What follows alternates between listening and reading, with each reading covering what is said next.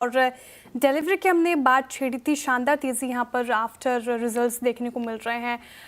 In fact अगर आप बात करें नतीजे ठीक ठाक रहे, लेकिन क्या अच्छा रहा नतीजों में, ये समझते हैं मंगलम मालू से। मंगलम, गुड आफ्टरनून। बताइए, डिलीवरी आज शानदार तेज़ी के साथ कर रहा है कारोबार, क्या वजह?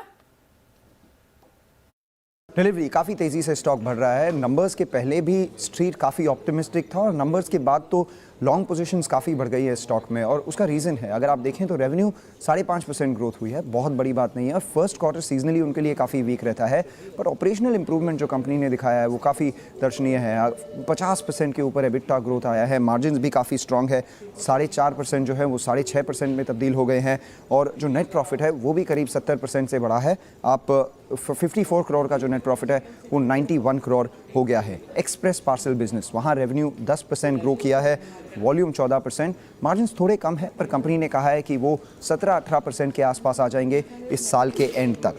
पार्ट ट्रकलोड बिजनेस जो है वहाँ पे सबसे बड़ा ऑपरेशनल इंप्रूवमेंट देखने मिला है, 3% का जो मार्जिन है वो 10% के आसपास हो गया, और ये कंपनी का मानना है कि अगले 2 या 3 साल में ये भी 17-18% हो सकता है, तो ये कंपनी का मार्जिन ड्राइवर बनेगा आगे जाके। यहाँ पर रेवेन्यू ग्रोथ भी 17% का हुआ है और वॉल्यूम ग्रोथ 15% का।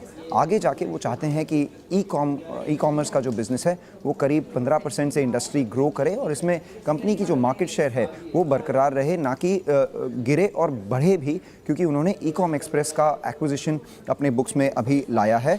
पार्ट ट्रक लोड बिजनेस भी 20% से आगे बढ़ सकता है, मार्जिन इंप्रूवमेंट और रिटर्न ऑन कैपिटल इंप्रूवमेंट भी होगा।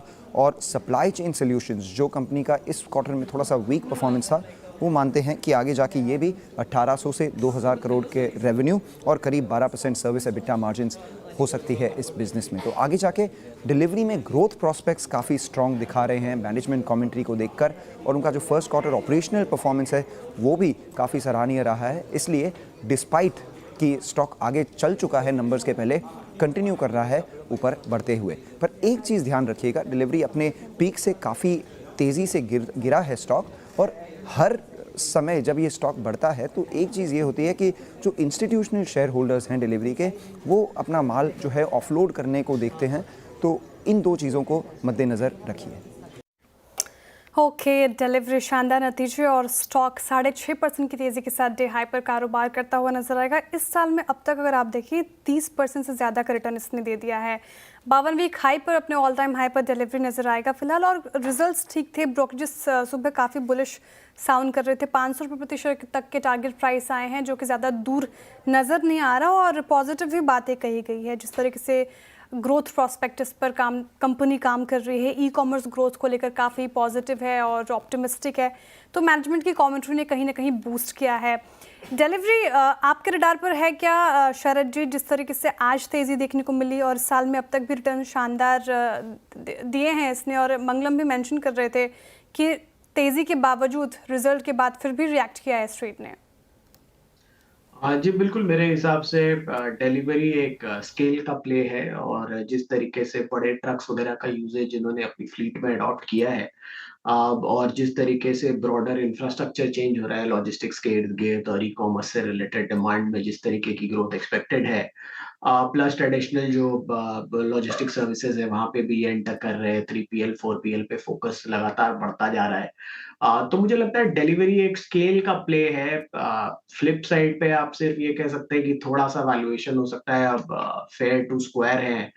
अगले साल इस साल आप 6-7 रुपए की अर्निंग एक्सपेक्ट कर रहे हैं, थोड़ा बहुत अपग्रेड्स के साथ हो सकता है आप 8-9 रुपए के आसपास एक्सपेक्ट करें, तो 40 टाइम ऑलरेडी चल रहा है। बट मुझे लगता है अगर आप लॉन्ग टर्म थोड़ा होल्ड कर सकते हैं तब एक डिसेंट बेट है। बट 1 से 1.5 साल में शायद और नया पैसा यहाँ से बनना थोड़ा-सा मुश्किल होगा। बट अगर आप 3 साल एंड अबव का नज़रिया लेके चलते हैं तो मुझे लगता है जैसे-जैसे ये स्केल एडवांटेजेस प्ले आउट होती है, डिलीवरी में यहाँ से भी काफ़ी अपसाइड के रास्ते निकल के आने चाहिए। ओके, डिलीवरी 457 पे क्या शानदार मूव, 7% ऊपर डे हाई की ट्रजेक्टरी में, और साथ ही साथ इस दौर की हाईएस्ट ट्रजेक्टरी यानी मई 24 के बाद का अब तक का सबसे हाईएस्ट लेवल। और थोड़ी सी मैं स्ट्रेंथ को और रिलेटिव स्ट्रेंथ को लोकेट करने की कोशिश करता था। डायरेक्टर साहब एक बार निफ्टी PSU बैंक इंडेक्स रखेगा एट 6853।